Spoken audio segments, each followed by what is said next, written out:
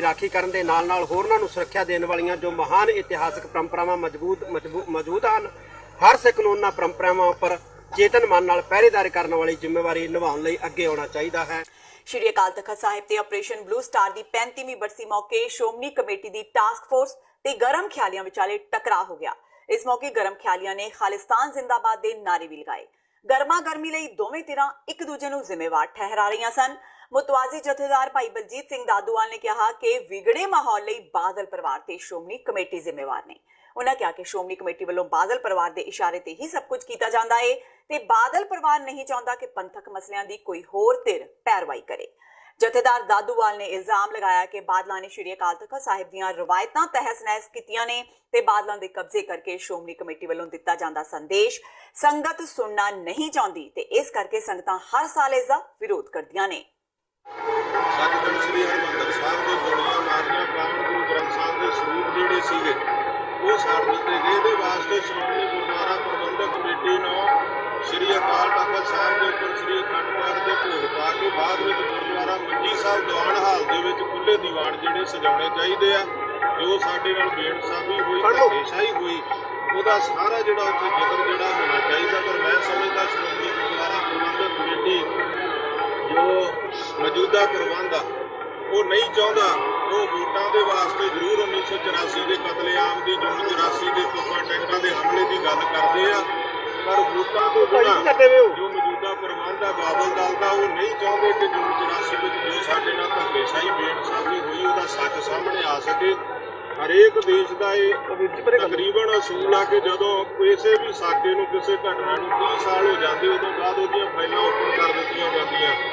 ਪਰ ਇਹਦੇ 35 ਸਾਲ ਹੋ ਗਏ, ਅਜੇ ਤੱਕ ਭਾਰਤ ਸਰਕਾਰ ਨੇ ਫਾਈਲਾਂ ਓਪਨ ਨਹੀਂ ਕੀਤੀਆਂ ਕਿ ਉਦੋਂ ਇਸ ਹਮਲੇ ਵਿੱਚ ਭਾਰਤ ਸਰਕਾਰ ਦੇ ਨਾਲ ਰੂਸ ਦਾ ਜਾਂ ਬਰਤਾਨੀਆ ਦਾ ਕਿਹਦਾ ਹਿੱਸਾ ਸੀ, ਇਹਦੇ ਵਿੱਚ ਕੌਣ ਲੋਕ ਸਿੱਧੇ ਤੌਰ ਤੇ ਜ਼ਿੰਮੇਵਾਰ ਸੀ। ਭਾਵੇਂ ਸਿੱਖ ਕੌਮ ਇਸ ਨੂੰ ਜਾਣਦੀ ਆ ਸਾਰੇ ਪਾਸੇ ਨੂੰ, ਪਰ ਜਿਹੜੀਆਂ ਫਾਈਲਾਂ ਓਪਨ ਹੋਣੀਆਂ ਚਾਹੀਦੀਆਂ ਬਰਤਾਨੀਆ ਸਰਕਾਰ ਨੂੰ ਵੀ ਓਪਨ ਕਰਨੀਆਂ ਚਾਹੀਦੀਆਂ, ਭਾਰਤ ਸਰਕਾਰ ਨੂੰ ਵੀ ਕਰਨੀਆਂ ਚਾਹੀਦੀਆਂ। ਸਮੁੱਚਾ ਸਿੱਖ ਜਗਤ ਜਿੱਥੇ 6 ਜੂਨ ਨੂੰ ਦਰਬਾਰ ਸਾਹਿਬ ਤੇ ਹੋਈ ਫੌਜੀ ਕਾਰਵਾਈ ਦੇ ਸੋਗ ਵਜੋਂ ਮਨਾਉਂਦਾ ਹੈ, ਉੱਥੇ ਹੀ ਸ਼ਿਵ ਸੈਨਾ ਤੇ ਗੈਰ ਸਮਾਜੀ ਤੱਤ 6 ਜੂਨ ਨੂੰ ਅੱਤਵਾਦ ਦੇ ਖਾਤਮੇ ਲਈ ਵਿਜੇ ਦਿਵਸ ਵਜੋਂ ਮਨਾਉਂਦੇ ਨੇ। ਪੰਜਾਬ ਵਿੱਚ 3 ਥਾਵਾਂ ਤੇ ਦੋਵੇਂ ਧਿਰਾਂ ਦਰਮਿਆਨ ਟਕਰਾਅ ਹੋਇਆ। ਜਲੰਧਰ ਦੇ ਫੁੱਟਬਾਲ ਚੌਂਕ ਵਿੱਚ ਸ਼ਿਵ ਸੈਨਾ ਤੇ ਸਿੱਖ ਜਥੇਬੰਦੀਆਂ ਆਮੋ ਸਾਹਮਣੇ ਹੋਈਆਂ। ਬਲੂ ਸਟਾਰ ਦੀ ਬਰਸੀ ਮੌਕੇ ਫੁੱਟਬਾਲ ਚੌਂਕ ਨੇੜੇ ਸਿੱਖ ਜਥੇਬੰਦੀਆਂ ਨੇ ਛਬੀਲ ਲਗਾਈ ਸੀ। ਉੱਥੇ ਹੀ ਨੇੜੇ ਸ਼ਿਵ ਸੈਨਾ ਹਿੰਦੁਸਤਾਨ ਦੇ ਮੈਂਬਰ ਆਪਣੀ ਨਾਅਰੇਬਾਜ਼ੀ ਕਰ ਰਹੇ ਸਨ। ਇਸੇ ਦੌਰਾਨ ਦੋਵੇਂ ਧਿਰਾਂ ਆਮੋ ਸਾਹਮਣੇ ਹੋ ਗਈਆਂ। ਬਹਿਸਬਾਜ਼ੀ ਦੌਰਾਨ ਸਿੱਖ ਜਥੇਬੰਦੀਆਂ ਦੇ ਨੁਮਾਇੰਦਿਆਂ ਨੇ ਸ਼ਿਵ ਸੈਨਾ ਲੀਡਰ ਰੋਹਿਤ ਜੋਸ਼ੀ ਨੂੰ ਥੱਪੜ ਜੜ ਦਿੱਤਾ। ਮੌਕੇ ਤੇ ਮੌਜੂਦ ਪੁਲਿਸ ਨੇ ਮਾਮਲਾ ਸ਼ਾਂਤ ਕਰਵਾਇਆ। ਘੱਲੂ ਘਾਰੇ ਦੇ ਦਿਵਸ ਦੇ ਵਿੱਚ ਜਿਹੜਾ 6 ਜੂਨ ਨੂੰ ਜਿਹੜਾ ਇਹਨਾਂ ਰੱਖਿਆ ਹੁੰਦਾ, ਦੋਨੇ ਸਿੱਖ ਜਥੇਬੰਦੀਆਂ ਨੇ ਜਿਹੜਾ ਆਪਣੀਆਂ ਛਬੀਲਾਂ ਲਾਈਆਂ ਹੋਈਆਂ ਸੀਗੀਆਂ, ਪਲੱਸ ਜਿਹੜੇ ਹਿੰਦੂ ਜਥੇਬੰਦੀਆਂ ਇਹਨਾਂ ਨੇ ਵੀ ਆਪ ਦੇ ਮੰਦਰਾਂ ਦੇ ਵਿੱਚ ਜਾਂ ਇਹਨਾਂ ਨੇ ਆਫਿਸ ਦੇ ਵਿੱਚ ਪ੍ਰੋਗਰਾਮ ਰੱਖੇ ਸੀਗੇ। ਜਿਹੜੇ ਅਲੀ ਮਹੱਲੇ ਸੀਗੇ ਇਹਨੇ ਛਬੀਲ ਚੱਲ ਰਹੀ ਸੀ, ਇੱਥੇ ਕਿਤੇ ਇਹਨਾਂ ਨੂੰ ਕੋਈ ਇਨਫੋਰਮੇਸ਼ਨ ਆ ਗਈ ਤੇ ਉੱਥੇ ਫੁੱਟਬਾਲ ਚੌਂਕ ਲਾਗੇ ਕੋਈ ਪੁਤਲਾ ਵਗੈਰਾ ਕੋਈ ਫੂਕ ਰਿਹਾ ਜੀ। ਉਹ ਇਹਨੂੰ ਰਿਊਮਰ ਮਿਲੀ ਤੇ ਇੱਥੋਂ ਕੋਈ 10-12 ਬੰਦੇ ਜਿਹੜੇ ਇਮੀਡੀਏਟਲੀ ਉੱਥੇ ਰਸ਼ ਕੀਤੇ ਮੌਕੇ ਤੇ। ਉੱਥੇ ਸਾਡੀ ਆਲਰੇਡੀ ਜਿਹੜੀ ਫੋਰਸ ਲੱਗੀ ਸੀ ਉਹਨਾਂ ਨੇ ਉਹਨਾਂ ਨੂੰ ਸਮਝਾ ਬੁਝਾ ਕੇ ਤੇ ਜਿਹੜਾ ਉੱਥੋਂ ਮਸਲਾ ਜਿਹੜਾ ਸ਼ਾਂਤ ਹੋ ਕੇ ਤੇ ਉਹ ਚੱਲ ਗਏ। ਸਰ ਇੱਕ ਵੀਡੀਓ ਵਾਇਰਲ ਹੋ ਰਹੀ ਹੈ ਜਿਸ 'ਚ ਦੋਵੇਂ ਧਿਰਾਂ ਜਿਹੜੀਆਂ ਆਪਸ ਵਿੱਚ ਲੜਦੀਆਂ। ਹਾਂ, ਉੱਥੇ ਥੋੜਾ ਜਿਹਾ ਮਾਹੌਲ ਤਣਾਅਪੂਰਵਕ ਤੇ ਸੀਗਾ, ਲੇਕਿਨ ਟਾਈਮਲੀ ਇੰਟਰਵੈਂਸ਼ਨ ਦੇ ਨਾਲ ਉਹ ਠੀਕ ਹੋ ਗਿਆ ਜਿਹੜਾ। ਹਾਂ, ਇਹਨਾਂ ਵੱਲੋਂ ਸਾਨੂੰ ਇੱਕ ਰਿਪਰੈਜ਼ੈਂਟੇਸ਼ਨ ਦਿੱਤੀ ਹੈ ਜਿਹਦੇ ਵਿੱਚ ਲਿਖਿਆ ਇਹਨਾਂ ਨੇ ਵੀ ਸਾਡਾ ਜਿਹੜਾ ਇਹਨਾਂ ਨੇ ਕੀਤਾ ਵਾ ਉਹਦੇ ਵਿੱਚ ਕੁਝ ਫੈਕਟਸ ਨੇ। ਫਿਰ ਉਹਦੇ ਬਾਅਦ ਜਿਹੜਾ ਦੂਸਰੀ ਧਿਰ ਉਹਨਾਂ ਨੇ ਵੀ ਕੰਪਲੇਂਟ ਦਿੱਤੀ ਹੈ। ਦੋਨਾਂ ਧਿਰਾਂ ਦਾ ਹੀ ਵਰਸ਼ਨ ਜਿਹੜਾ ਇਹਨੂੰ ਆਪਣਾ ਐਗਜ਼ਾਮਿਨ ਕਰਕੇ ਤੇ ਫਿਰ ਆਪਾਂ ਇਹਨੂੰ ਲੌਜੀਕਲ ਐਂਡ ਤੱਕ ਕਰਾਂਗੇ। ਉਧਰ ਲੁਧਿਆਣਾ ਵਿੱਚ ਵੀ ਸ਼ਿਵ ਸੈਨਾ ਵਰਕਰਾਂ ਤੇ ਸਿੱਖ ਜਥੇਬੰਦੀਆਂ ਦੇ ਆਗੂ ਆਮੋ ਸਾਹਮਣੇ ਹੋਏ, ਜਿਸ ਕਾਰਨ ਮਾਹੌਲ ਤਣਾਅਪੂਰਨ ਹੋ ਗਿਆ। ਦੋਹਾਂ ਧਿਰਾਂ ਵੱਲੋਂ ਇੱਕ ਦੂਜੇ ਤੇ ਇੱਟਾਂ ਤੇ ਕੱਚ ਦੀਆਂ ਬੋਤਲਾਂ ਨਾਲ ਹਮਲਾ ਕੀਤਾ ਗਿਆ। ਸੂਚਨਾ ਮਿਲਦਿਆਂ ਹੀ ਪੁਲਿਸ ਵੀ ਮੌਕੇ ਤੇ ਪੁੱਜੀ ਤੇ ਦੋਹਾਂ ਧਿਰਾਂ ਨੂੰ ਸਮਝਾਉਣ ਦੀ ਕੋਸ਼ਿਸ਼ ਕੀਤੀ, ਜਿਸ ਤੋਂ ਬਾਅਦ ਹਾਲਾਤ ਤੇ ਕਾਬੂ ਪਾਇਆ ਗਿਆ। ਇਸ ਮੌਕੇ ਗਰਮ ਖਿਆਲੀਆਂ ਵੱਲੋਂ ਖਾਲਿਸਤਾਨ ਜ਼ਿੰਦਾਬਾਦ ਦੇ ਨਾਅਰੇ ਵੀ ਲਗਾਏ ਗਏ।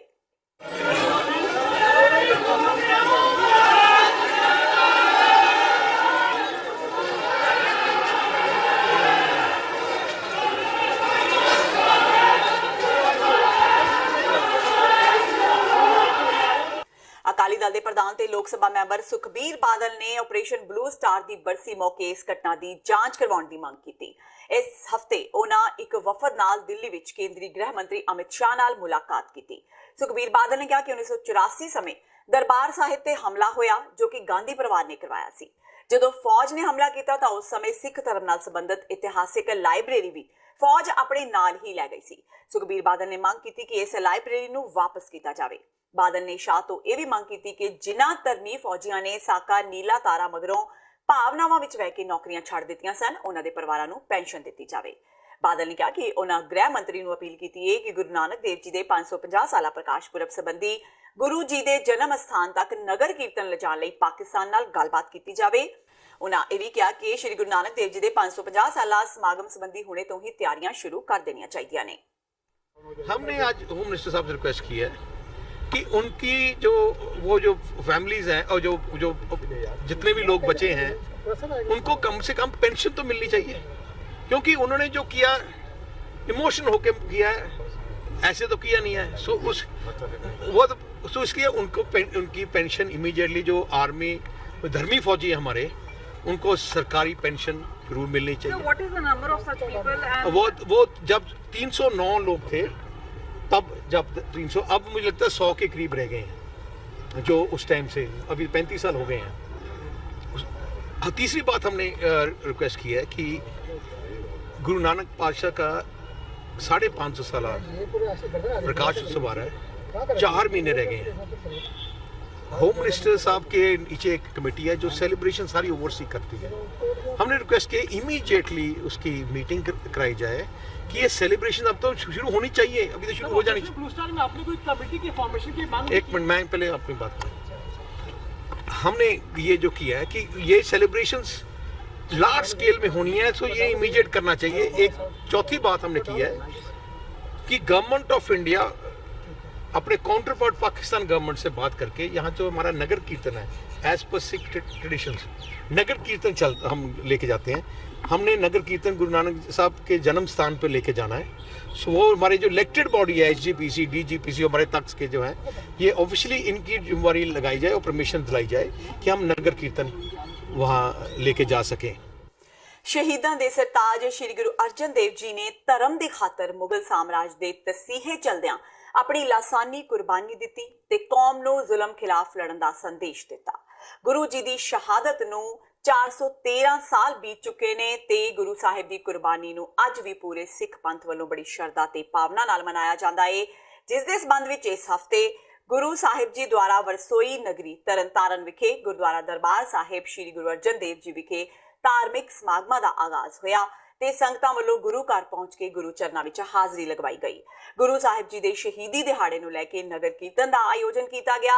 ਇਹ ਨਗਰ ਕੀਰਤਨ ਸ਼੍ਰੀ ਗੁਰੂ ਗ੍ਰੰਥ ਸਾਹਿਬ ਜੀ ਦੀ ਛਤਰ ਛਾਇਆ ਤੇ ਪੰਜ ਪਿਆਰਿਆਂ ਦੀ ਅਗਵਾਈ ਹੇਠ ਸਜਾਇਆ ਗਿਆ। ਇਸ ਮੌਕੇ ਸੰਗਤਾਂ ਵੱਲੋਂ ਵੱਧ ਚੜ੍ਹ ਕੇ ਹਿੱਸਾ ਲਿਆ ਗਿਆ। ਇਹ ਨਗਰ ਕੀਰਤਨ ਸ਼ਹਿਰ ਦੇ ਵੱਖ-ਵੱਖ ਹਿੱਸਿਆਂ ਵਿੱਚੋਂ ਹੁੰਦਾ ਹੋਇਆ ਵਾਪਸ ਗੁਰਦੁਆਰਾ ਦਰਬਾਰ ਸਾਹਿਬ ਸ਼੍ਰੀ ਗੁਰੂ ਅਰਜਨ ਦੇਵ ਵਿਖੇ ਸੰਪੰਨ ਹੋਇਆ। ਅੱਗੇ 413ਵਾਂ ਸ਼ਹੀਦੀ ਦਿਹਾੜਾ ਜਿਹੜਾ ਵਾ ਗੁਰੂ ਅਰਜਨ ਦੇਵ ਜੀ ਦਾ, ਉਸ ਦੇ ਸੰਬੰਧ ਵਿੱਚ ਅੱਜ ਇੱਥੋਂ ਅਸੀਂ ਨਗਰ ਕੀਰਤਨ ਜਿਹੜਾ ਵਾ ਗੁਰੂ ਘਰ ਦੇ ਲੰਗਰ ਤੋਂ ਸ਼ੁਰੂ ਕਰਕੇ ਸ਼ਹਿਰ ਦੀ ਪਰਿਕਰਮਾ ਕਰਦਾ ਹੋਇਆ ਸ਼ਾਮ ਨੂੰ ਫਿਰ ਦੁਬਾਰਾ ਜਿਹੜਾ ਵਾ ਗੁਰੂ ਕੇ ਲੰਗਰ ਵਿਖੇ ਸਮਾਪਤ ਹੋਵੇਗਾ। ਉਹਦੇ ਵਿੱਚ ਸੰਗਤਾਂ ਵੱਲੋਂ ਔਰ ਸ਼ਹਿਰੀਆਂ ਵੱਲੋਂ ਪੂਰਨ ਸਹਿਯੋਗ ਦਿੱਤਾ ਗਿਆ ਵਾ।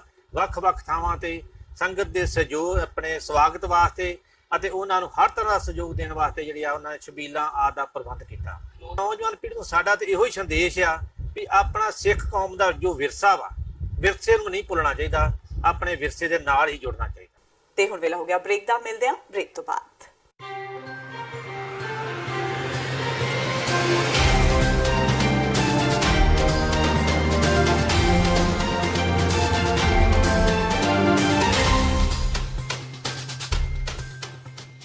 ਸ਼ਹੀਦਾਂ ਦੇ ਸਰਤਾਜ ਸ਼੍ਰੀ ਗੁਰੂ ਅਰਜਨ ਦੇਵ ਜੀ ਮਹਾਰਾਜ ਦੀ ਸ਼ਹਾਦਤ ਇਹ ਜੂਨ 1984 ਦੇ ਸ਼ਹੀਦਾਂ ਦੀ ਯਾਦ ਵਿੱਚ 9 ਜੂਨ 2019 ਦਿਨ ਐਤਵਾਰ ਨੂੰ ਸਵੇਰੇ 11 ਵਜੇ ਸੈਨ ਫਰਾਂਸਿਸਕੋ ਸ਼ਹਿਰ ਵਿਖੇ ਰਿਮੈਂਬਰੈਂਸ ਮਾਰਚ ਤੇ ਫਰੀडम ਰੈਲੀ ਕੱਢੀ ਜਾ ਰਹੀ ਹੈ। ਕੈਲੀਫੋਰਨੀਆ ਦੀਆਂ ਸਮੂਹ ਪੰਥਕ ਜਥੇਬੰਦੀਆਂ ਤੇ ਗੁਰਦੁਆਰਾ ਕਮੇਟੀਆਂ ਵੱਲੋਂ ਸਮੂਹ ਸੰਗਤਾਂ ਨੂੰ ਖਾਲਸਾ ਰਾਜ ਦੀ ਮੁਕੰਮਲ ਪ੍ਰਾਪਤੀ ਲਈ ਇਸ ਮਾਰਚ ਵਿੱਚ ਸ਼ਾਮਿਲ ਹੋਣ ਦੀ ਬੇਨਤੀ ਕੀਤੀ ਜਾਂਦੀ ਹੈ। ਵਧੇਰੇ ਜਾਣਕਾਰੀ ਲਈ ਤੁਸੀਂ ਹੇਠ ਦਿੱਤੇ ਨੰਬਰ ਤੇ ਸੰਪਰਕ ਕਰ ਸਕਦੇ ਹੋ।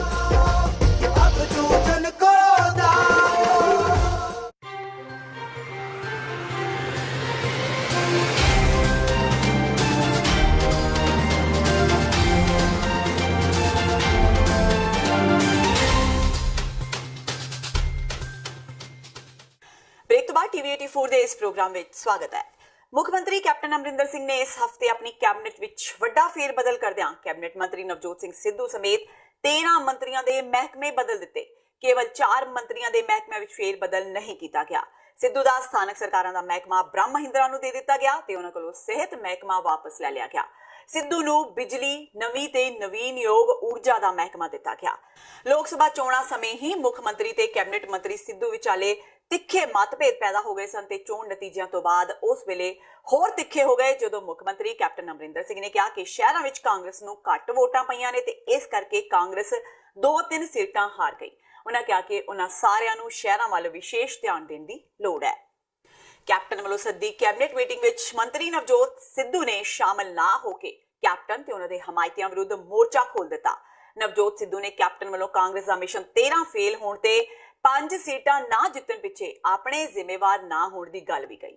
ਸਿੱਧੂ ਨੇ ਕਿਹਾ ਕਿ ਜੇਕਰ ਵਿਸ਼ਵਾਸ ਹੀ ਨਹੀਂ ਤਾਂ ਕਾਦੀ ਮੀਟਿੰਗ। ਉਹਨਾਂ ਕਿਹਾ ਕਿ ਉਹ ਕਦੇ ਵੀ ਲੂਜ਼ਰ ਨਹੀਂ ਰਹੇ। ਮੁੱਖ ਮੰਤਰੀ ਨੇ ਹਰ ਮੰਤਰੀ ਨੂੰ 2 ਜ਼ਿਲ੍ਹਿਆਂ ਦਾ ਇੰਚਾਰਜ ਲਗਾਇਆ ਸੀ ਤੇ ਸਿੱਧੂ ਹੀ ਸੇ ਅੰਮ੍ਰਿਤਸਰ ਤੇ ਤਰਨਤਾਰਨ ਦੀ ਜ਼ਿੰਮੇਵਾਰੀ ਆਈ। ਨਵਜੋਤ ਸਿੱਧੂ ਨੇ ਦਾਅਵਾ ਕੀਤਾ ਕਿ ਉੱਥੋਂ ਕਾਂਗਰਸ ਜਿੱਤੀ ਹੀ ਹੈ। ਉਹਨਾਂ ਕੈਪਟਨ ਤੇ ਸਿੱਧੀ ਉਂਗਲ ਚੁੱਕਦਿਆਂ ਕਿਹਾ ਕਿ ਸੀਐਮ ਕਹਿੰਦੇ ਨੇ ਕਿ ਸ਼ਹਿਰੀ ਵੋਟ ਕਾਂਗਰਸ ਨੂੰ ਨਹੀਂ ਮਿਲੀ ਤਾਂ 54 ਵਿੱਚੋਂ 34 ਸ਼ਹਿਰੀ ਵਿਧਾਨ ਸਭਾ ਹਲਕੇ ਕਿਵੇਂ ਜਿੱਤੇ ਗਏ। ਅੰਮ੍ਰਿਤਸਰ, ਜਲੰਧਰ, ਪਟਿਆਲਾ, ਲੁਧਿਆਣਾ ਤੇ ਜਲੰਧਰ ਸੀਟਾਂ ਸ਼ਹਿਰੀ ਵੋਟ ਨਾ ਮਿਲਣ ਤੋਂ ਬਗੈਰ ਕਿਵੇਂ ਜਿੱਤ ਲਈਆਂ ਗਈਆਂ।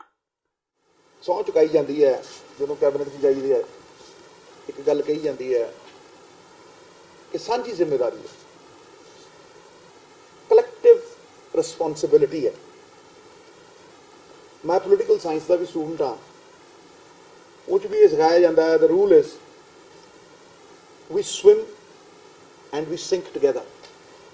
ਫਿਰ ਮੇਰੀ ਜਿਹੜੀ ਕੁਰਸੀ ਹੈ ਉਹ ਸੀਐਮ ਸਾਹਿਬ ਦੇ ਬਿਲਕੁਲ 3 ਇੰਚ ਦੂਰ ਹੈ, ਖੱਬੇ ਪਾਸੇ ਇੱਦਾਂ। ਤੇ ਜੇ ਮੈਂ ਇੰਨੀ ਦੂਰ ਬੈਠਣਾ ਤੇ ਮੇਰੇ ਤੇ ਵਿਸ਼ਵਾਸ ਹੀ ਹੈ,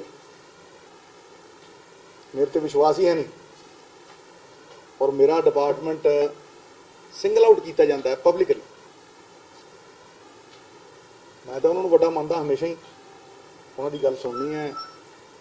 I will always do whatever he feels is right according to him. But ਕੱਲਾ ਮੇਰਾ ਡਿਪਾਰਟਮੈਂਟ ਸਿੰਗਲ ਆਊਟ ਕੀਤਾ ਜਾਂਦਾ ਹੈ ਤੇ ਇਹ ਮਨ ਨੂੰ ਜ਼ਰੂਰ ਠੇਸ ਪਹੁੰਚਦੀ ਹੈ ਵੀ ਕਿੱਥੇ ਗਈ ਉਹ ਕਲੈਕਟਿਵ ਰਿਸਪੌਂਸਿਬਿਲਿਟੀ। ਇਹ ਕਿਹਾ ਗਿਆ ਜੀ ਕਿ ਮੈਂ ਜ਼ਿੰਮੇਵਾਰ ਹਾਂ ਸ਼ਹਿਰੀ ਹਲਕੇ ਹਾਰਨ ਦਾ। ਲੋ ਮੈਂ ਡੰਕੇ ਦੀ ਚੋਟ ਤੇ ਕਹਿੰਦਾ ਕਿ urban areas played a pivotal role in Congress Party's victory in Punjab. ਤੁਰੀਜ਼ੀ urban area ਸਭ ਤੋਂ ਵੱਡੀ ਚੀਜ਼ ਇਹ ਹੈ ਕਿ 4 ਵੱਡੀਆਂ ਕਾਰਪੋਰੇਸ਼ਨਾਂ ਨੇ ਵਿੱਚ 50% ਪੰਜਾਬ, ਉਹਨਾਂ ਦੀ ਇਲੈਕਸ਼ਨ ਹੋਇਆ ਹਲੇ, ਚਾਰੇ ਸਵੀਪਿੰਗ ਜਿੱਤੀਆਂ। ਸੀਐਮ ਸਾਹਿਬ ਨੇ ਜ਼ਿੰਮੇਵਾਰੀ ਦਿੱਤੀ ਸੀ ਮੈਨੂੰ 2 ਡਿਸਟ੍ਰਿਕਟਸ ਦੀ। ਮਿਨਿਸਟਰਸ ਇੰਚਾਰਜ ਨੇ और साल पहला बनाए गए इन view of the forthcoming elections. एक तरनतारन, एक अमृतसर, इन्हां दोवां दा मैं इंचार्ज हां। दोने स्वीपिंग मार्जिन नाल जिते। मेरे डिपार्टमेंट की गल रही, that is for another day. अज पिछली बार 10% की थी, अज भी 10% की थी, 80 हले अंदर। तो एक मेरे डिपार्टमेंट की गल सी, नंग तड़ंग डिपार्टमेंट से 10,000 करोड़ रुपया ये कितों आ गया? नहीं लाउण देना चाहते ना, ना बदौलत ਉਹਦਾ ਵੀ ਰਿਪੋर्ट कर दे दूंगा। ਮੁੱਖ ਮੰਤਰੀ ਕੈਪਟਨ ਅਮਰਿੰਦਰ ਸਿੰਘ ਵੱਲੋਂ ਕੈਬਨਿਟ ਮੰਤਰੀਆਂ ਦੇ ਮੰਤਰਾਲੇ ਬਦਲਣ ਤੇ ਬਲਬੀਰ ਸਿੰਘ ਸਿੱਧੂ ਉਹਨਾਂ ਨੂੰ ਮਿਲੇ ਨਵੇਂ ਪੋਰਟਫੋਲੀਓ ਨੂੰ ਤਰੱਕੀ ਵਜੋਂ ਦੇਖ ਰਹੇ ਸਨ ਤੇ ਕਾਫੀ ਖੁਸ਼ ਸਨ। ਪਹਿਲਾਂ ਬਲਬੀਰ ਸਿੱਧੂ ਐਨੀਮਲ ਹਸਬੈਂਡਰੀ ਮਹਿਕਮੇ ਦੇ ਮੰਤਰੀ ਸਨ, ਹੁਣ ਉਹਨਾਂ ਨੂੰ ਸਿਹਤ ਮੰਤਰੀ ਬਣਾ ਦਿੱਤਾ ਗਿਆ। ਇੱਕ ਪਾਸੇ ਨਵਜੋਤ ਸਿੱਧੂ ਸਥਾਨਕ ਸਰਕਾਰਾਂ ਵਿਭਾਗ ਦੇ ਅੰਕੜੇ ਪੇਸ਼ ਕਰਕੇ ਆਪਣੀ ਪਰਫਾਰਮੈਂਸ ਦਾ ਬਿਊਰਾ ਦੇਣ ਦੀ ਕੋਸ਼ਿਸ਼ ਕਰਦੇ ਰਹੇ ਤੇ ਦੂਜੇ ਪਾਸੇ ਬਲਬੀਰ ਸਿੱਧੂ ਕੈਬਨਿਟ ਵਿੱਚ ਆਪਣੇ ਨਵੇਂ ਪੋਰਟਫੋਲੀਓ ਨੂੰ ਤਰੱਕੀ ਵਜੋਂ ਦੇਖ ਰਹੇ ਸਨ। ਬਲਬੀਰ ਸਿੱਧੂ ਨੇ ਕਿਹਾ ਕਿ ਸਿਹਤ ਵਿਭਾਗ ਗ੍ਰਹਿ ਮੰਤਰਾਲੇ ਤੇ ਵਿੱਤ ਮੰਤਰਾਲੇ ਤੋਂ ਬਾਅਦ ਆਉਂਦਾ ਹੈ। ਦੂਜੇ ਪਾਸੇ ਬ੍ਰਹਮ ਮਹਿੰਦਰਾ ਦੀ ਸੀਨੀਅਰਤਾ ਬਾਰੇ ਬੋਲਦਿਆਂ ਬਲਬੀਰ ਸਿੱਧੂ ਨੇ ਕਿਹਾ ਕਿ ਲੋਕਲ ਬਾਡੀ ਸਿਹਤ ਤੋਂ ਵੀ ਵੱਡਾ ਵਿਭਾਗ ਹੈ। ਇਸ ਦੇ ਨਾਲ ਹੀ ਨਵਜੋਤ ਸਿੱਧੂ ਦੀ ਪਰਫਾਰਮੈਂਸ ਤੇ ਬੋਲਦੇ ਉਹਨਾਂ ਕਿਹਾ ਕਿ ਬੇਸ਼ੱਕ ਨਵਜੋਤ ਸਿੱਧੂ ਨੇ ਆਪਣੇ ਵਿਭਾਗ ਨੂੰ ਮੁਨਾਫੇ ਵਿੱਚ ਲਿਆਂਦਾ, ਪਰ ਸ਼ਾਇਦ ਉਹ ਲੋਕਾਂ ਤੱਕ ਸੁਵਿਧਾਵਾਂ ਨਹੀਂ ਪਹੁੰਚਾ ਸਕੇ। ਦੱਸ ਦਈਏ ਕਿ ਨਵਜੋਤ ਸਿੱਧੂ ਨੇ ਨਵਾਂ ਮੰਤਰਾਲਾ ਨਹੀਂ ਸੰਭਾਲਿਆ, ਉਹਨਾਂ ਮੁੱਖ ਮੰਤਰੀ ਕੈਪਟਨ ਅਮਰਿੰਦਰ ਸਿੰਘ ਵੱਲੋਂ ਉਹਨਾਂ ਨੂੰ ਸੌਂਪੇ ਬਿਜਲੀ ਮੰਤਰਾਲੇ ਦਾ ਚਾਰਜ ਉਸੇ ਦਿਨ ਸੰਭਾਲਣਾ ਸੀ, ਪਰ ਉਹਨਾਂ ਅਜਿਹਾ ਨਹੀਂ ਕੀਤਾ। ਦੇਖੋ, ਮੈਂ ਪਹਿਲੀ ਗੱਲ ਤਾਂ ਧੰਨਵਾਦ ਕਰਦਾ ਮਾਨਯੋਗ ਸੀਐਮ ਸਾਹਿਬ ਦਾ, ਭਾਰਤੀ ਹਾਈ ਕਮਾਂਡ ਦਾ, ਜਿਨ੍ਹਾਂ ਨੇ ਮੈਨੂੰ ਮੇਰੇ 'ਤੇ ਭਰੋਸਾ ਪ੍ਰਗਟ ਕੀਤਾ ਹੈ ਤੇ ਏਡੀ ਵੱਡੀ ਜ਼ਿੰਮੇਵਾਰੀ ਦਿੱਤੀ ਹੈ। ਉਸ ਤੋਂ ਬਾਅਦ ਮੈਂ ਧੰਨਵਾਦ ਕਰਦਾ ਆਪਣੀ ਕੰਸਟੀਚੁਐਂਸੀ ਦੇ ਹਲਕੇ ਦੇ ਲੋਕਾਂ ਦਾ, ਜਿਨ੍ਹਾਂ ਦੀ ਬਦੌਲਤ ਮੈਨੂੰ 3 ਵਾਰ ਵਿਧਾਨ ਸਭਾ ਮੌਕਾ ਜਾਣ ਦਾ ਮੌਕਾ ਮਿਲਿਆ, ਔਰ ਉਹਨਾਂ ਦੀ ਬਦੌਲਤ ਹੀ ਮੈਂ ਪਹਿਲਾਂ ਵਜ਼ੀਰ ਬਣਿਆ। ਉਹਨਾਂ ਦੀ ਬਦੌਲਤ ਹੀ ਮੈਂ ਅੱਜ ਮੈਨੂੰ ਇਹ ਮੇਰੀ ਪ੍ਰਮੋਸ਼ਨ ਹੋਈ ਕਿ ਮੈਂ ਜਿਹੜਾ ਇਲੈਕਸ਼ਨ ਸੀਗਾ ਪਾਰਲੀਮੈਂਟ ਦਾ, ਉਹਦੇ ਵਿੱਚ ਮੇਰੇ ਹਲਕੇ ਦੇ ਲੋਕਾਂ ਨੇ ਬਹੁਤ ਵੱਡਾ ਸਹਿਯੋਗ ਦਿੱਤਾ ਤੇ ਉਸ ਕਰਕੇ ਸੀਐਮ ਸਾਹਿਬ ਨੂੰ ਵੀ ਇਸ ਗੱਲ ਦੀ ਖੁਸ਼ੀ ਹੋਈ ਤੇ ਸਾਡਾ ਜਿਹੜਾ ਉਮੀਦਵਾਰ ਸੀ ਮਨੀਸ਼ ਤਿਵਾੜੀ, ਉਹ ਚੰਗੇ ਮਾਰਕ ਜਿੱਤ ਕੇ ਗਏ। ਜਦੋਂ ਕੋਈ ਸਾਰੇ ਪਾਸੇ ਹਵਾ ਬੜੀ ਟੇਢੀ ਚੱਲਦੀ ਸੀ, ਪਰ ਸਾਡੇ ਸ਼ਹਿਰ ਨੇ, ਸਾਡੇ ਇਲਾਕੇ ਦੇ ਪਿੰਡਾਂ ਨੇ ਬਹੁਤ ਵੱਡਾ ਮੈਨੂੰ ਬਹੁਮਤ ਦਿੱਤਾ ਤੇ ਉਸ ਗੱਲ ਦਾ ਰਿਵਾਰਡ ਮਿਲਿਆ ਤੇ ਉਹਦੇ ਲਈ ਮੈਂ ਸੀਐਮ ਸਾਹਿਬ ਨੂੰ ਉਸ ਗੱਲ ਤੇ ਮੋਹਰ ਲਾਈ ਹੈ ਤੇ ਉਹਦੇ ਲਈ ਮੈਂ ਧੰਨਵਾਦ ਕਰਦਾ ਸਾਰਿਆਂ ਦਾ। ਤੇ ਇਸ ਤਰ੍ਹਾਂ ਹੀ ਮੈਂ ਬ੍ਰਹਮ ਮਹਿੰਦਰਾ ਜੀ ਤੋਂ ਵੀ ਗਾਈਡਲਾਈਨ ਲੈ ਕੇ, ਜੋ ਉਹਨਾਂ ਦਾ ਡਿਪਾਰਟਮੈਂਟ ਉਹਨਾਂ ਦਾ ਬੜਾ ਅੱਛਾ ਤਜਰਬਾ ਹੈ, ਬੜੇ ਪੁਰਾਣੇ ਸਾਡੇ ਸੀਨੀਅਰ ਲੀਡਰ ਨੇ, ਉਹਨਾਂ ਤੋਂ ਮੈਨੂੰ ਸਿੱਖਣ ਨੂੰ ਮੈਂ ਸਿੱਖਾਂਗਾ ਤੇ ਉਹਨਾਂ ਨੂੰ ਸਾਰੀ ਇਹਦੀ ਬੈਕਗ੍ਰਾਉਂਡ ਸਮਝ ਲੈ ਕੇ ਤੇ ਮੈਂ ਅੱਗੇ ਵਧਣ ਦੀ ਕੋਸ਼ਿਸ਼ ਕਰਾਂ। ਆਪਣੀ ਲੈਂਗੁਏਜ ਕਾਰਨ ਹਰਸਿਮਰਤ ਬਾਦਲ ਤੇ ਰਾਜਾ ਵੜਿੰਗ ਇਸ ਹਫਤੇ ਖਾਸੇ ਚਰਚਾ ਵਿੱਚ ਰਹੇ। ਦਰਅਸਲ ਇਸ ਹਫਤੇ ਹਰਸਿਮਰਤ ਬਾਦਲ ਬਠਿੰਡਾ ਬਾਦਲ ਸੜਕ ਤੇ ਟੋਏ ਹੋਣ ਕਰਕੇ ਜ਼ਖਮੀ ਹੋਏ ਸਕੂਟਰ ਸਵਾਰ ਪਤੀ ਪਤਨੀ ਤੇ ਉਹਨਾਂ ਦੇ 3 ਪੋਤਰੇ ਤੇ ਪੋਤਰੀਆਂ ਨੂੰ ਸਹਾਇਤਾ ਦੇਣ ਲਈ ਰੁਕੇ ਸਨ। ਬਾਦਲ ਨੇ ਜ਼ਖਮੀ ਬੱਚਿਆਂ ਦੀ ਮਲਮ ਪੱਟੀ ਵੀ ਕੀਤੀ ਤੇ ਸੜਕ ਵਿਚਲੇ ਡੂੰਘੇ ਟੋਏ ਦੀ ਮੁਰੰਮਤ ਲਈ ਬਠਿੰਡਾ ਦੇ ਡਿਪਟੀ ਕਮਿਸ਼ਨਰ ਨਾਲ ਫੋਨ ਤੇ ਨਿਰਦੇਸ਼ ਵੀ ਦਿੱਤੇ। ਡੀਸੀ ਨਾਲ ਫੋਨ ਤੇ ਗੱਲ ਕਰਦਿਆਂ ਹਰਸਿਮਰਤ ਬਾਦਲ ਨੇ ਪਹਿਲਾਂ ਤਾਂ ਸਮੱਸਿਆ ਤੇ ਟੋਏ ਦੀ ਨਿਸ਼ਾਨਦੇਹੀ ਹਿੰਦੀ ਵਿੱਚ ਦੱਸੀ, ਫਿਰ ਅਚਾਨਕ ਉਹ ਅੰਗਰੇਜ਼ੀ ਬੋਲਣ ਲੱਗੀ। ਅੰਗਰੇਜ਼ੀ ਬੋਲਦਿਆਂ ਹਰਸਿਮਰਤ ਬਾਦਲ ਨੇ ਆਪਣੇ ਫਲੋ ਵਿੱਚ ਕਹਿ ਦਿੱਤਾ, "There is big toa in the ਸੜਕ।" ਇਸ ਦੌਰਾਨ ਉਹ ਆਪਣੇ ਫੇਸਬੁੱਕ ਪੇਜ ਤੋਂ ਲਾਈਵ ਵੀਡੀਓ ਸਾਂਝੀ ਕਰ ਰਹੇ ਸਨ। ਤਕਰੀਬਨ 9 ਮਿੰਟ ਲੰਬੀ ਵੀਡੀਓ ਵਿੱਚੋਂ 6.5 ਮਿੰਟ ਤੇ ਹਰਸਿਮਰਤ ਬਾਦਲ ਦੇ ਮੂੰਹੋਂ ਅਚਾਨਕ ਨਿਕਲੇ ਬੋਲ ਦੀ ਛੋਟੀ ਕਲਿੱਪ ਕੱਟ ਕੇ ਸੋਸ਼ਲ ਮੀਡੀਆ ਤੇ ਖਾਸੀ ਵਾਇਰਲ ਕਰ ਦਿੱਤੀ ਗਈ। Kal Chirani, and there's a marriage palace called Malwa Marriage Palace. And there is a big toa in the sadak. And there is a big toa in the sadak. It's so deep that at night when you can't see it, every motorcycle is having an accident. I can even take a picture and WhatsApp it to you. ਕੇਂਦਰੀ ਮੰਤਰੀ ਹਰਸਿਮਰਤ ਕੌਰ ਬਾਦਲ ਦੀ big ਟੋਆ ਇਨ ਦੀ ਸੜਕ ਵਾਲੀ ਅੰਗਰੇਜ਼ੀ ਤੋਂ ਬਾਅਦ ਉਹਨਾਂ ਦੇ ਵਿਰੋਧੀ ਰਾਜਾ ਵੜਿੰਗ ਨੇ ਵੀ ਉਹਨਾਂ ਨੂੰ ਚੰਗਾ ਤਵਾ ਲਗਾਇਆ। ਬਠਿੰਡਾ ਲੋਕ ਸਭਾ ਸੀਟ ਤੇ ਹਰਸਿਮਰਤ ਬਾਦਲ ਨਾਲ ਆਡਾ ਲੈਣ ਵਾਲੇ ਰਾਜਾ ਵੜਿੰਗ ਨੇ ਆਪਣੇ ਫੇਸਬੁੱਕ ਪੇਜ ਤੇ ਇੱਕ ਵੀਡੀਓ ਸ਼ੇਅਰ ਕੀਤੀ, ਜਿਸ ਵਿੱਚ ਉਹਨਾਂ ਲਿਖਿਆ, "ਹੈਵਿੰਗ ਚਾਹ ਐਟ ਟਰੈਕਟਰ ਮੰਡੀ ਇਨ ਤਲਵੰਡੀ ਸਾਬੋ।" ਜਿਵੇਂ ਬੀਬਾ ਹਰਸਿਮਰਤ ਬਾਦਲ ਦਾ ਬਿਗ ਟੋਆ ਇਨ ਸੜਕ। ਦੱਸ ਦਈਏ ਕਿ ਰਾਜਾ ਵੜਿੰਗ ਲੋਕਾਂ ਵਿੱਚ ਬੈਠ ਕੇ ਉਹਨਾਂ ਦੀਆਂ ਤਕਲੀਫਾਂ ਸੁਣ ਰਹੇ ਸਨ ਤੇ ਨਾਲ ਹੀ ਚਾਹ ਦੀਆਂ ਚੁਸਕੀਆਂ ਲੈ ਕੇ ਹਰਸਿਮਰਤ ਬਾਦਲ ਤੇ ਵੀ ਤੰਜ ਕੱਸ ਰਹੇ ਸਨ।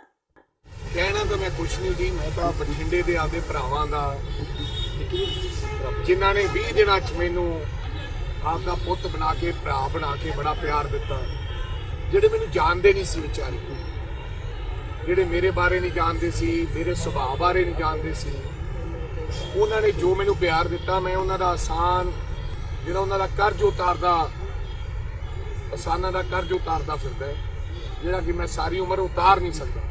ਅੱਜ ਟੈਕਸੀ ਸਟੈਂਡ ਤੇ ਮੈਂ ਆਇਆ, ਪਹਿਲਾਂ ਜਦੋਂ ਮੈਂ ਹਾਰ ਗਿਆ ਸੀਗਾ, ਉਦੋਂ ਅਗਲੇ ਦਿਨ ਰੋਜ਼ ਗਾਰਡਨ ਵਗੈਰਾ ਸਾਰੇ ਜਗ੍ਹਾ ਤੇ ਲੋਕਾਂ ਦਾ ਧੰਨਵਾਦ ਕਰਨਾ ਆਇਆ ਸੀ। ਅੱਜ ਇਹਨਾਂ ਨਾਲ ਬਹਿ ਕੇ ਇਹਨਾਂ ਦੇ ਦੁੱਖ ਸੁੱਖ ਤੇ ਨਾਲੇ ਇਹਨਾਂ ਦਾ ਧੰਨਵਾਦ ਕੀਤਾ ਤੇ ਨਾਲੇ ਦੁੱਖ ਸੁੱਖ ਸੁਣਦਾ ਹੈ ਵੀ ਕੀ ਇਹਨਾਂ ਦੀ ਤਕਲੀਫਾਂ ਹੈ, ਕੀ ਇਹਨਾਂ ਦੇ ਦਰਦ ਹੈ। ਇਹਦੇ ਨਾਲ ਆਪਸ ਵਿੱਚ ਹੋਰ ਭਾਈਚਾਰਾ ਵਧੂਗਾ, ਇਹਨਾਂ ਨੂੰ ਲੱਗੇਗਾ ਕਿ ਰਾਜਾ ਵੜਿੰਗ ਸਾਡਾ ਆਪਦਾ ਹੈ, ਜਦੋਂ ਮਰਜ਼ੀ ਮੇਰੀ ਬਾਹ ਫੜ ਕੇ ਮੈਨੂੰ ਇਹ ਕਾਫੀ ਖੰਮਾ ਕਰ ਵਾਸਤੇ ਲੈ ਜਾ ਕਰਨਗੇ। ਇਸ ਕਰਕੇ ਅੱਜ ਬਠਿੰਡੇ ਸ਼ਹਿਰ ਟੈਕਸੀ ਸਟੈਂਡ ਤੇ ਮੈਂ ਪਹੁੰਚਿਆ। ਲੋਕ ਸਭਾ ਚੋਣਾਂ ਵਿੱਚ ਵੱਡੀ ਹਾਰ ਮਗਰੋਂ ਦਿੱਲੀ ਦੇ ਮੁੱਖ ਮੰਤਰੀ ਅਰਵਿੰਦ ਕੇਜਰੀਵਾਲ ਨੇ ਐਲਾਨ ਕੀਤਾ ਕਿ ਦਿੱਲੀ ਮੈਟਰੋ ਤੇ ਦਿੱਲੀ ਦੀਆਂ ਲੋਕਲ ਬੱਸਾਂ ਵਿੱਚ ਔਰਤਾਂ ਲਈ ਸਫ਼ਰ ਮੁਫਤ ਹੋ ਜਾਵੇਗਾ। ਇਸ ਹਫ਼ਤੇ ਕੇਜਰੀਵਾਲ ਨੇ ਪ੍ਰੈਸ ਕਾਨਫਰੰਸ ਕਰ ਦੱਸਿਆ ਕਿ 1 ਹਫ਼ਤੇ ਅੰਦਰ ਅਧਿਕਾਰੀ ਰਿਪੋਰਟ ਦੇਣਗੇ ਕਿ ਯੋਜਨਾ ਨੂੰ ਲਾਗੂ ਕਿਵੇਂ ਕੀਤਾ ਜਾਵੇ। ਦਿੱਲੀ ਵਿੱਚ ਵਿਧਾਨ ਸਭਾ ਚੋਣਾਂ ਤੋਂ ਤਕਰੀਬਨ 8 ਮਹੀਨੇ ਪਹਿਲਾਂ ਕੇਜਰੀਵਾਲ ਸਰਕਾਰ ਦਾ ਇਹ ਵੱਡਾ ਐਲਾਨ ਹੈ। ਆਮ ਆਦਮੀ ਪਾਰਟੀ ਦੇ ਕੌਮੀ ਕਨਵੀਨਰ ਤੇ ਦਿੱਲੀ ਦੇ ਮੁੱਖ ਮੰਤਰੀ ਅਰਵਿੰਦ ਕੇਜਰੀਵਾਲ ਨੇ ਆਸ ਜ਼ਾਹਿਰ ਕੀਤੀ ਹੈ ਕਿ ਆਉਂਦੇ 2-3 ਮਹੀਨਿਆਂ ਵਿੱਚ ਮੈਟਰੋ ਤੇ ਬੱਸਾਂ ਵਿੱਚ ਔਰਤਾਂ ਲਈ ਸਫ਼ਰ ਮੁਫਤ ਕਰ ਦਿੱਤਾ ਜਾਵੇਗਾ। ਇਸ ਯੋਜਨਾ ਤੇ ਜੋ ਵੀ ਖਰਚ ਆਵੇਗਾ ਉਸ ਦਾ ਬੋਝ ਦਿੱਲੀ ਸਰਕਾਰ ਚੁੱਕੇਗੀ। ਅਜਿਹੇ ਵਿੱਚ ਕੇਜਰੀਵਾਲ ਦਾ ਕਹਿਣਾ ਹੈ ਕਿ ਇਸ ਯੋਜਨਾ ਨੂੰ ਲਾਗੂ ਕਰਨ ਲਈ ਕੇਂਦਰ ਸਰਕਾਰ ਤੋਂ ਕਿਸੇ ਕਿਸਮ ਦੀ ਪ੍ਰਵਾਨਗੀ ਦੀ ਲੋੜ ਨਹੀਂ ਪਏਗੀ, ਕਿਉਂਕਿ ਇਸ ਦੀ ਲਾਗਤ ਦਾ ਭੁਗਤਾਨ ਦਿੱਲੀ ਸਰਕਾਰ ਹੀ ਕਰੇਗੀ। ਕੇਜਰੀਵਾਲ ਨੇ ਇਹ ਵੀ ਕਿਹਾ ਕਿ ਇਸ ਸਾਲ ਨਵੰਬਰ ਤੱਕ ਦਿੱਲੀ ਵਿੱਚ 70,000 CCTV ਕੈਮਰੇ ਵੀ ਲਗਾਏ ਜਾਣਗੇ, ਤਾਂ ਜੋ ਔਰਤਾਂ ਤੇ ਆਮ ਲੋਕਾਂ ਦੀ ਸੁਰੱਖਿਆ ਯਕੀਨੀ ਬਣਾਈ ਜਾ ਸਕੇ। पब्लिक ट्रांसपोर्ट महिलाओं के लिए सबसे सुरक्षित माना गया है। उसको ध्यान में रखते हुए सरकार ने निर्णय लिया है कि दिल्ली के अंदर सभी डीटीसी की बसें और क्लस्टर बसेस, सभी बसों के अंदर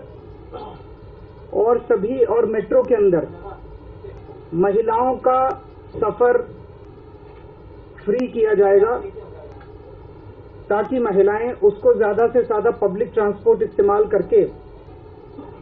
कर सकें, जो कि अब ज्यादा किराए की वजह से महिलाएं इस्तेमाल नहीं कर पाती हैं।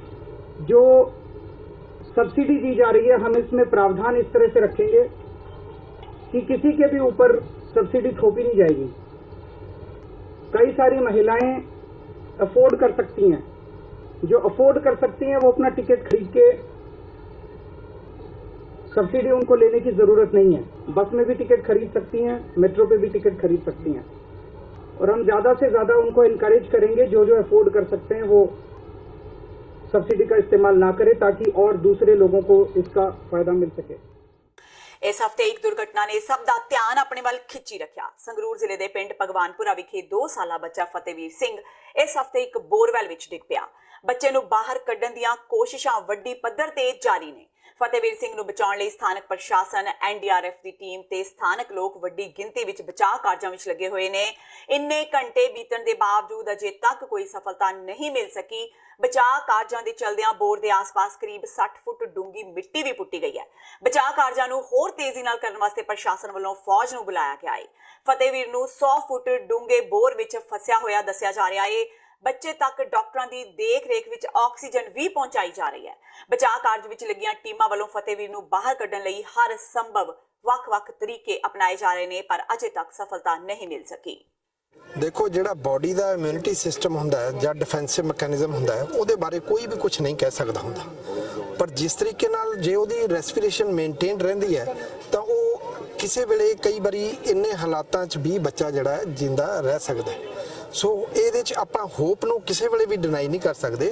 ਇਸੇ ਕਰਕੇ ਜਿਹੜੀਆਂ ਪਹਿਲਾਂ ਆਪਣਾ ਜਿਹੜਾ ਆਪਰੇਸ਼ਨ ਸੀ, ਜੇ ਕਿਤੇ ਉਹ ਕਾਮਯਾਬ ਹੋ ਜਾਂਦਾ ਉਹਦੇ ਨਾਲ ਜ਼ਿਆਦਾ ਚਾਂਸਸ ਸਾਡੇ ਹੋ ਸਕਦੇ ਸੀ, ਪਰ ਕਿਉਂਕਿ ਉਹ ਬੋਰੀ 'ਚ ਫਸੇ ਹੋਏ ਹੋਣ ਕਰਕੇ ਉਹ ਅੱਗੇ ਤੱਕ ਉਹਦਾ ਜਿਹੜਾ ਡਾਇਮੀਟਰ ਸੀ ਘੱਟ ਸੀ, ਉਹ ਨਹੀਂ ਨਿਕਲ ਸਕਿਆ।